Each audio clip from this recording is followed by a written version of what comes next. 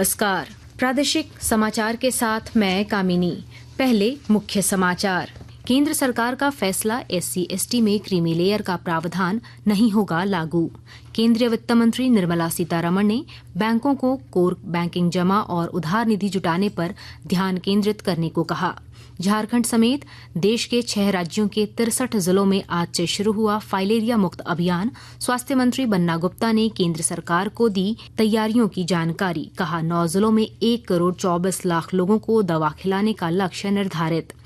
पलामू जिले की पुलिस ने गुमला में जेवर दुकान में हुए लूटकांड का खुलासा किया। नक्सली संगठन JJMP का पूर्व एरिया कमांडर साथी के साथ गिरफ्तार।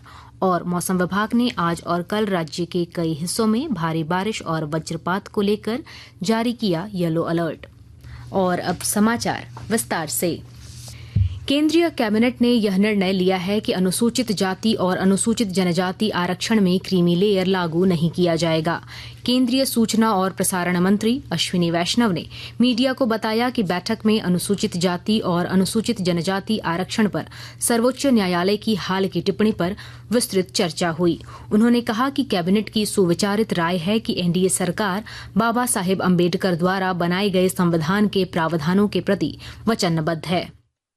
NDA सरकार बाबा साहेब अम्बेडकर जी के बनाए संविधान के प्रावधानों के प्रति प्रतिबद्ध है। बाबा साहेब अम्बेडकर जी के संविधान के अनुसार SC और ST के रिजर्वेशन में रिजर्व बैंक भी और सरकार। केंद्रीय वित्त मंत्री निर्मला सीतारमण ने बैंकों में कोर बैंकिंग पर विशेष ध्यान देने पर जोर दिया है। आज नई दिल्ली में रिजर्व बैंक के केंद्रीय निदेशक मंडल की बैठक में केंद्रीय वित्त मंत्री ने बैंकों से जमा और उधारी राशि से संबंधित प्रमुख कार्यों को प्राथमिक देने को कहा। रिजर्व बैंक भी और सरकार भी बार बार बैंकों को कह रहे हैं कि आप आपके कोर बिजनेस एक्टिविटी के ऊपर जरा ज्यादा ध्यान दें और थोड़ा सख्ती से डिपॉजिट कलेक्ट करें, फिर लेंड भी करें, क्योंकि बैंकिंग का कोर एक्टिविटी यही है। बाद में कोई कुछ 4-5 विषय नया पोर्टफोलियो ये सब जोड़ सकते हैं, मगर आपके core business deposit collection and lending money. देश भर में हर घर तिरंगा अभियान कल से शुरू हुआ और 15 अगस्त तक चलेगा।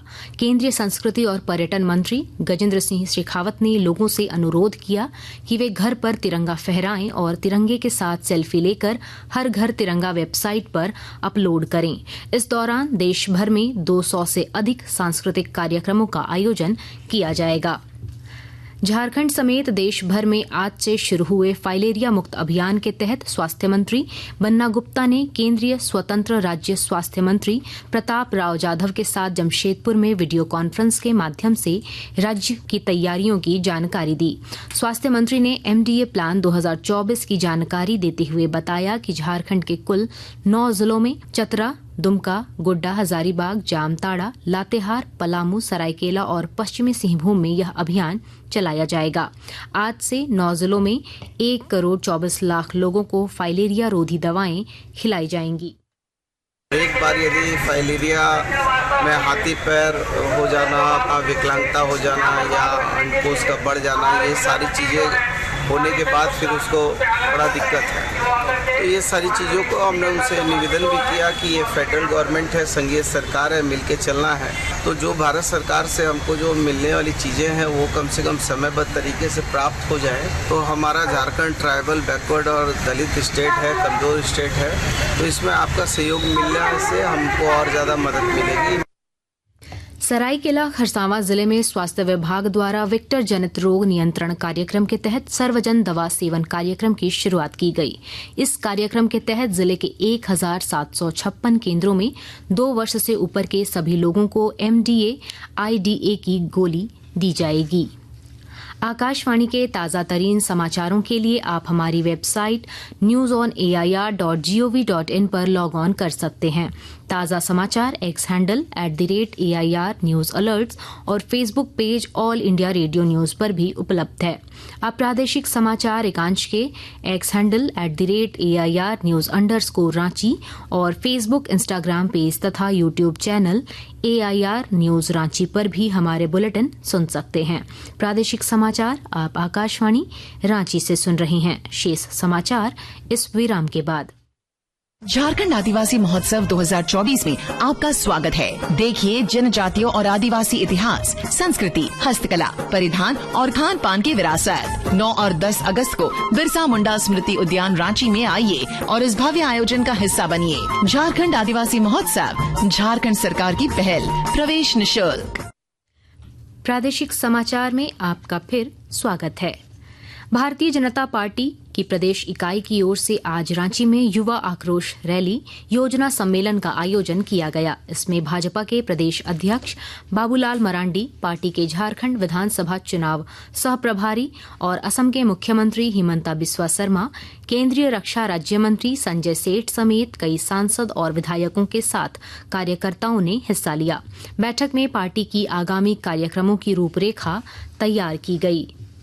प्रदेश भाजपा के विधानसभा चुनाव सह प्रभारी और असम के मुख्यमंत्री हिमंता बिस्वा शर्मा ने बांग्लादेश में फंसे भारतीयों के प्रति गहरी चिंता व्यक्त की है।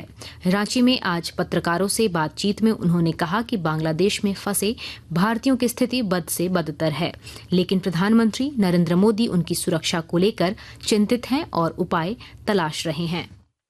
वहाँ का जो स्थिति है काफी चिंतनीय है, लेकिन हमारा इतना ही विश्वास है कि प्रधानमंत्री जी जरूर बांग्लादेश का सरकार का साथ या जो भी डिप्लोमेटिक चैनल्स है उसमें काम करेगा और धीरे धीरे स्थिति सुधरेगा। लेकिन फिलहाल हालत बहुत खराब है और इतना खराब है कि बोला भी नहीं जा सकता। पलामू जिले की पुलिस ने गुमला में 30 जुलाई को जेवर दुकान में हुए लूटकांड का खुलासा किया है। कुख्यात अपराधी मोनू सोनी के साथ मिलकर लूटपाट करने वाले प्रतिबंधित नक्सली संगठन जेजेएमपी के एरिया कमांडर रहे ललन भुइया को उसके एक साथी के साथ गिरफ्तार किया गया है। पुलिस अधीक्षक रिश्मा रमेशन ने प्रेस वार्ता में बताया कि दोनों के खिलाफ पलामू और लातेहार जिले के कई थानों में कई आपराधिक मामले दर्ज हैं। तो ये 2 लोग पकड़ा गया है जो अपने आप को ललन भुइया और फरजुल और वीरेंद्र भुइया दोनों चैनपुर थाना अंतर्गत ही रहने वाले हैं। तो इन लोगों के पास से तो एक पिस्टल और 5 जिंदा कारतूस वो मिला है। अपने अपराध स्वीकारोक्ति बयान में इन लोगों ने कहा है कि जो गुमला में हाल में एक ज्वेलरी शॉप में लूट का जो घटना हुआ था उसमें ये ललन भुइया शामिल है। पलामू के नारायणी हॉस्पिटल में काम करने वाले कर्मचारी के पैर पे गोली मारा था, उससे एक बाइक लूटा गया था और साथ में जो है एक घर में भी एक लूट का घटना वहाँ गढ़वा में अंजाम दिया था। तो उसमें ये ललन भुइया और वीरेंद्र दोनों शामिल हैं। इन दोनों का पहले का आपराधिक इतिहास रहा है। ललन भुइया और फरजुन जो है वो एरिया कमांडर रह चुका है जेजेएमपी में और 4 केसेस में जेल भी गया है और वीरेंद्र भुइया लूट और आर्म्स एक्ट और चोरी के केस में पहले भी जेल जा चुका। गढ़वा जिले में वनों पर परंपरागत रूप से आश्रित अनुसूचित जनजाति और अन्य समुदायों के लिए अबुआ वीर अबुआ दिशोम अभियान की शुरुआत की गई है। विस्तृत ब्यौरा दे रहे हैं हमारे संवाददाता।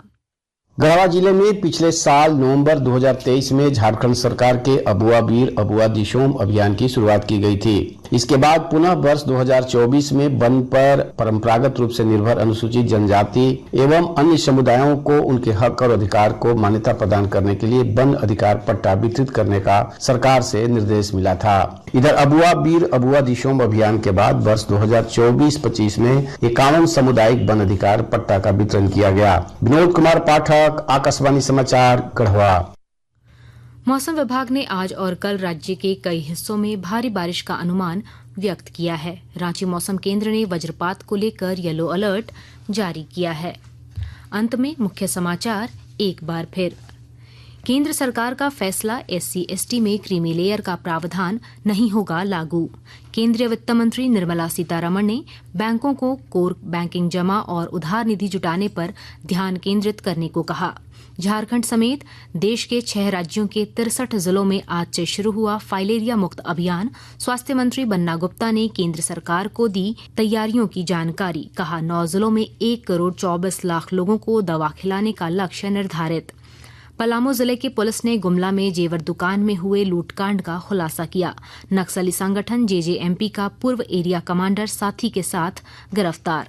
और मौसम विभाग ने आज और कल राज्य के कई हिस्सों में भारी बारिश और वज्रपात को लेकर जारी किया येलो अलर्ट। इसके साथ ही आकाशवाणी रांची से प्रादेशिक समाचार का ये बुलेटिन समाप्त हुआ। नमस्कार।